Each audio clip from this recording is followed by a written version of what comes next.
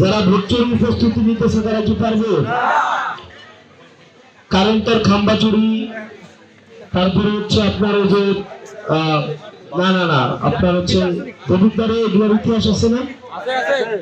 Bank ঋণ খেলাপি এগুলো আছে না? আছে কিনা?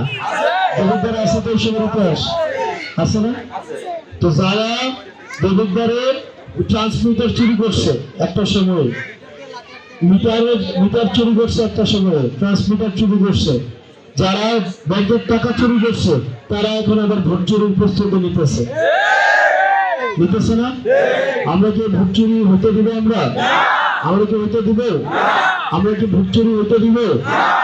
বরং আমার বিরুদ্ধে যদি কেউ